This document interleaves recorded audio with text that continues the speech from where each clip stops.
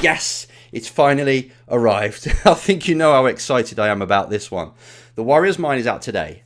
This has just landed on my mat. Oh, there's nothing quite like the feeling of seeing your book land on the mat, coming upstairs to the office and opening it and seeing it there in all its glory. It's amazing. This is how scary it is, right? I wrote this book. How many pages have we got? It's a lot of pages. I wrote it, and if you've been following me, you know it's taken over 8 years to do. This is quite emotional. 373 pages, I think it's got. It's got a lot. And I haven't seen it. It's got typos in it because I haven't used a ghostwriter. I haven't used even a proofreader this time. I did with the Get the Drive. Thanks, Peter. But I didn't have time to do it this time because I wanted to get it out. I couldn't wait for anyone else to view it again. So I wrote everything. My heart is in this big time. It's all I know about training drivers mentally to allow them to thrive in such an environment, because the warrior's mind, basically, if you are a warrior, a true champion, but a warrior, somebody who is in a dangerous environment and you need to compete in that environment, you need to be mentally resourceful, be at your best. And you know that every decision can either lead to your career going down the pan or even injury or worse. To beat that kind of person that can thrive in that situation, it takes very specific mental skills, just like a UFC fighter would, just like someone on a battlefield, just like a race driver or a MotoGP rider, anyone, fighter pilot. You need specific skills, and that's what's in this book. So I wanted to do a book review on my own book. How much ego have I got? But I haven't. I'm going to give it a grilling, actually. I'm going to look at it and give it my opinion, and then I'm going to run through very quickly what's inside the book, because then you know what to expect and what it majors on. So first off, my first impression of this, it could have been better. I mean, it looks nice, right, on there. You see that little mark? I don't know what that mark is. The grass effect that we had here that Chris Beck did, beautiful effect, hasn't really shown up. The helmet's lost a little bit at the front there, so I'm not too impressed with that, to be fair. Thanks, Amazon. Now, the way it works is you make a book, you write it out, you format it, you make it all fit with the margins. It takes forever.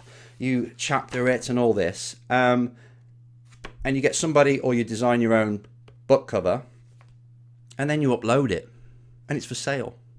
Self-publishing. The problem is, you put it up for sale, and you don't get to see it until everyone else does.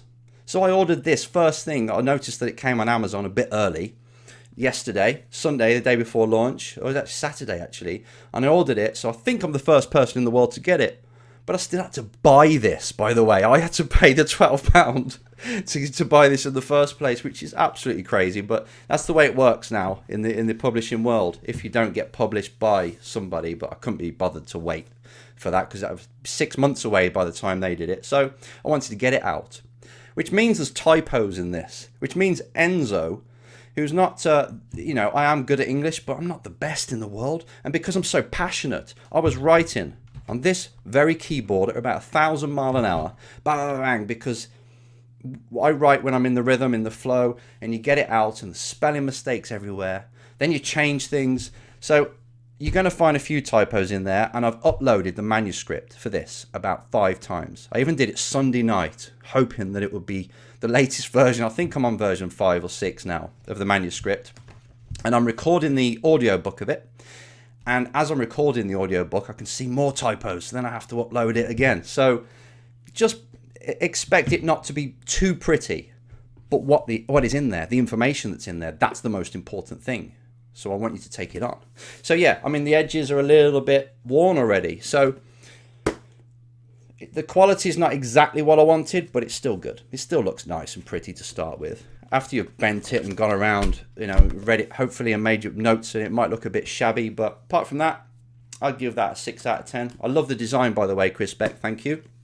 Right, once you go inside, I want to just explain quickly on the overall design of it and how it's designed, should I say, how it's laid out. Now, it's 4 parts. The first part is what I call the Warrior's Mind philosophy. That's where I bring in and I teach you exactly the philosophy of why a warrior's mind is so important for a race driver. and how now is the opportunity. Because you look out there now, right? You go out there into the paddock and you see what most drivers are like.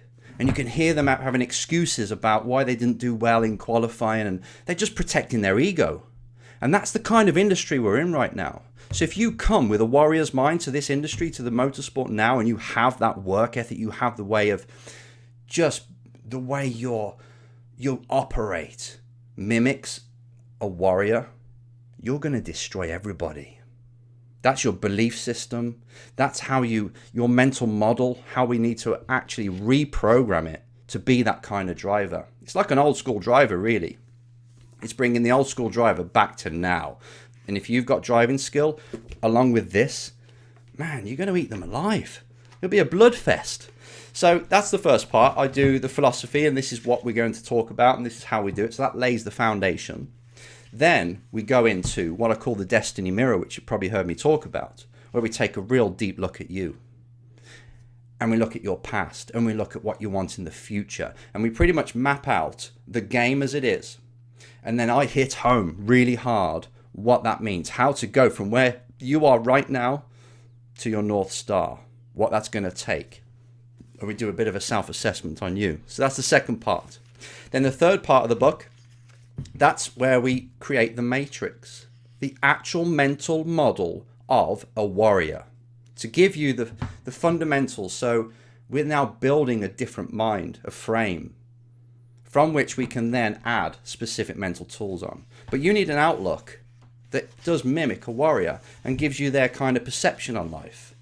Really important. So when we're building your matrix, there's 6 parts to it. The first part is we do the values. Then we go over the rules you've got inside you. Then the beliefs and your knowledge. We deal with your past and the influences in your life. And then mastering your emotions.